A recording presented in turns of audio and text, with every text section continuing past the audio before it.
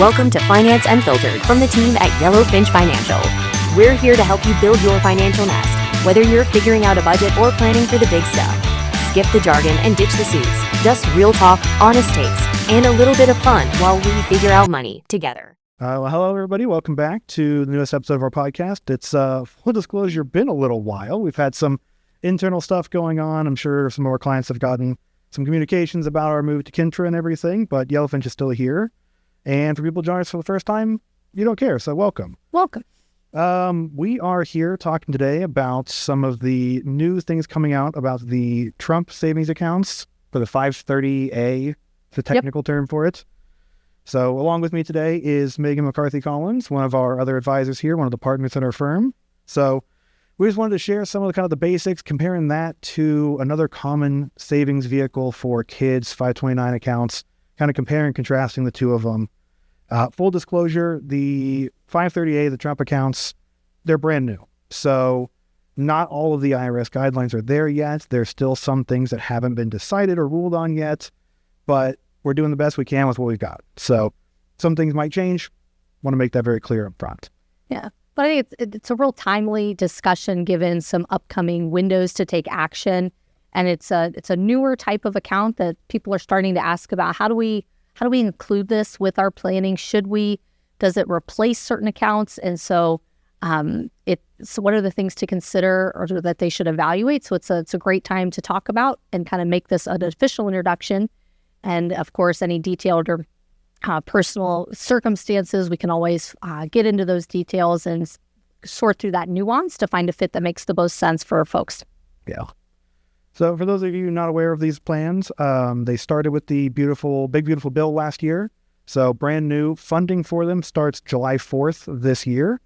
You can go on now and open the accounts. The website is literally Trump Accounts with an S, trumpaccounts.gov. They just announced a week or two ago, the two companies sponsoring them are going to be Robinhood and the BNY Mellon, Bank of New York Mellon. So if you go on and register for them and then you get something from one of those two banks that is legitimate, obviously double check and make sure, but it's not some random scam they're trying to send you something. So maybe we'll talk a little bit about kind of what these started with and kind of the big $1,000 bonus that everyone's talking about. Yeah, so what's interesting about this idea is it's another way to save for your kid's future. And for folks who are born, or for babies or kids who are born within a specific window, kind of as like a pilot program with the Big Beautiful Bill Act, is there's $1,000 that will be funded into the account by the government for folks born within a specific window. And so those would qualify for newborns born January 1st, 2025 through December 31st of 2028. So those not yet here, but there is a window there. Parents can open accounts for kids outside of those birth windows, but that $1,000 contribution is just for children born within that specific window. Exactly, yeah. And so that's free money, basically. If you had a kid last year, if you had a kid this year or planning to in the next couple of years, there's really no reason to turn this down, in my opinion.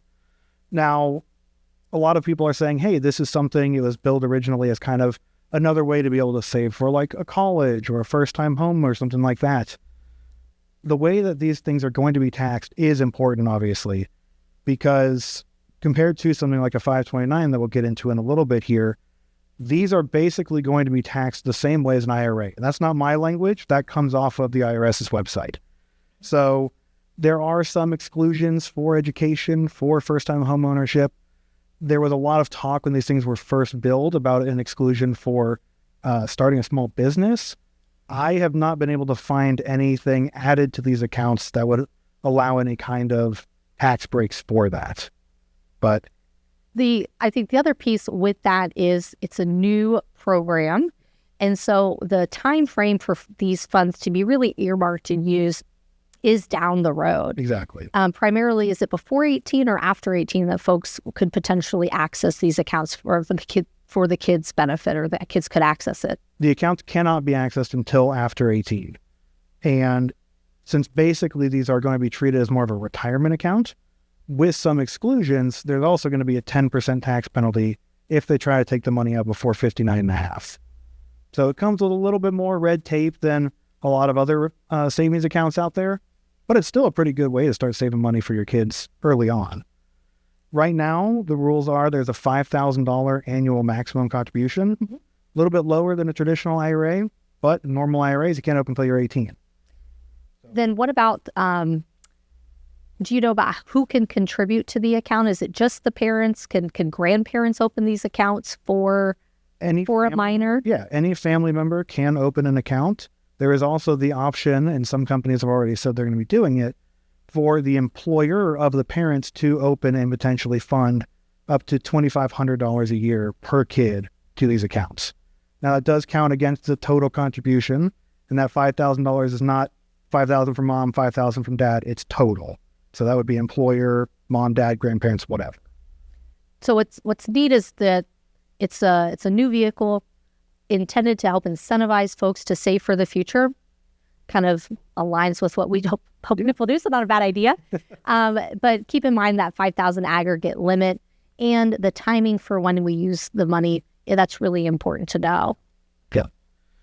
We did talk about there being some tax exclusions for education and things like that. No matter what, gains on the account are always going to be taxed as income to the kid. At that point, to be an adult, but whatever. That 10% penalty we talked about earlier, though, is waived unlimited for education expenses, and that's a pretty broad category. I mean, tuition, room and board, meal plans, whatever, all sorts of stuff. They waive that 10% exclusion for that, along with up to $10,000 that you can use as a down payment for a first home. So, again, not bad. Not a bad way to do things. So how would you compare it to, when we think traditionally or more commonly in the past about saving for post-high school or education expenses? We often think about the traditional 529, the college savings accounts. Yeah. Sounds like there's some overlap of use of funds, but also some key differences. Yeah. What kind of comes to mind for you when we think about those differences that people may want to know at a high level? Yeah. I think the biggest difference is this is more, the 530A accounts are more for starting retirement and can be used for education. 529s are specifically education accounts. There's some penalties and things like that if you try to take money out for non-education purposes. So there are some more tax benefits and things to doing a 529, but it comes with that limitation of it's just for college. Doesn't mean it's bad, but it's much more restrictive in that sense. Yeah. So is there a reason folks wouldn't put, assuming, cash flow or funding is available for it, any reason people wouldn't want to do potentially both as it relates to especially newborns born in the next couple of years? Yeah, I mean, there's really no reason if you can to not do both, as long as you understand they're kind of used for different things. And especially something like a 529, something that comes up with clients a lot, is not wanting to overfund. Because, yes, there is an exclusion for up to $35,000. You can take that and move it into a Roth IRA for the kid. But above and beyond that, if there's $100,000 in this account and the kid decides college isn't for them, they take a different path. Yeah. Yeah, it's totally fine. But now you're kind of stuck with that money and it's hard to get it out with some kind of penalties. So potentially both of these accounts, one could be better than the other. Really depends on the situation. So it's certainly worth looking at either or a combination of both, just depending on what your goals are and where, how it fits into your overall big picture. Yeah. You want to talk a little bit more about the specifics of 529s as we get into those? Kind of, a lot of people get confused, I think, because they are set up by state. So rules can change, but that doesn't mean that they have to, if they set up a 529 in Ohio, go to an Ohio school, right? Absolutely. And so with the traditional 529 saving, or those 529 accounts, each state typically has their own program. You're allowed to use other states' programs if that behooves or would benefit you. Often we looked at that in the past based on investment choices or flexibility. There's been improvements in those over the years. And so for folks that are in the state of Ohio, like we are, there is a Ohio income tax deduction available when you put money into an Ohio college savings plan, which can benefit folks who are Ohio residents and looking for income tax savings for the Ohio income tax return.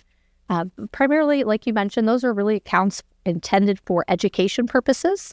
And so money comes out down the road for qualified education expenses without income tax, so tax-free. But anything above and beyond those education expenses, there's a small carve-out for to fund some retirement, but it's really intended to be thought of as an account for education expenses that can be traditional 4-year, advanced degrees, medical, lawyer, veterinarian sciences, those types of things, but also 2-year community college associate degree programs, as well as accredited trade schools as well. There's some some that qualify in that respect as well. So it's not just a traditional 4-year school. It can be a way to help make that education affordable and set money aside for that goal if that's important to you. Yeah. Can even be used for private K through 12, up to 10 grand per year. But again, it's another way that there's plenty of options out there. Even if traditional 4-year isn't what you're going to be doing, totally fine. You did mention that 529 investment options have gotten better. And in my opinion, that is one of the downsides of the new Trump accounts. As of now, the only thing that you're going to be allowed to invest in is an index fund that tracks the S&P 500 or quote unquote a similar American index. So again, we don't know entirely what that means yet, but there's not seeming to be as much of a diversification there.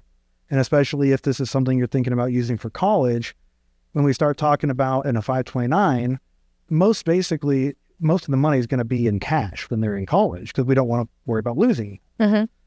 If you can only invest this money in, and it has to be in an index fund, there is that investment risk there of, God forbid, the markets crash 20% or something, and all of a sudden that money's just not there. So that is one potential downside. That's a good point to make. And so there's nuance, and there always is, and as with many things, as it relates to timing, which to consider, and the funding of them, but also just where people feel most comfortable. Is if education really is the primary goal, you may want to lean more on the 529. If you like a little more flexibility and open structure, and really are thinking certainly more long-term, not just to 18 to 22, but past that, then these new Trump accounts could lend itself more to that. But the details matter, and looking at that where you're most comfortable is really important. Yeah. So kind of wrap things up. Like we said, if you had a kid last year, you're planning to in the next couple of years, go on to the website, trumpaccounts.org or .gov, trumpaccounts.gov, and sign up for that, get that free $1,000. There's been a lot of talk of saying, well, if you leave it in until the kid's 65, it'd be worth 90-something thousand. Haven't checked the math on that. It's Congress math. I don't know. But might as well take advantage of it. Above and beyond that, like you said, it comes down to what your goals are, what your priorities are. And I think most importantly, how much cash do we have to throw at these things? So anything else you would want to add on to these? No, 529 or the plan? I would just add that one of the great resources that Yellow Finch offers is this, comprehensive view, or this conversation of aligning what your goals are, where it fits into your picture and your timeline. Because in a perfect world with unlimited money, we do all the things all at once, all the time. But setting those priorities and staying focused, having an advocate and someone like John to come in and make sure that you have a plan and you know how to chart that path can be really beneficial. And we're here to assist with that, and happy to continue to partner with folks. Absolutely. Well, I appreciate your time. Absolutely. Thank you for having me. Appreciate you guys tuning in. Looking forward to talking with you guys again soon. Certain sections of this commentary may contain forward-looking statements based on reasonable expectations, estimates, projections, and assumptions. Forward-looking statements are not guarantees of future performance and involve certain risks and uncertainties which are difficult to predict. All indices are unmanaged and are not available for direct investment by the public. Past performance is not indicative of future results. This podcast is provided for general information purposes only and does not constitute either tax, legal, or financial advice. Please consult a tax preparer, professional tax advisor, financial advisor, or lawyer regarding your specific circumstances. Investing involves risk, including the loss of principal. No strategy can guarantee any objective or goal will be achieved.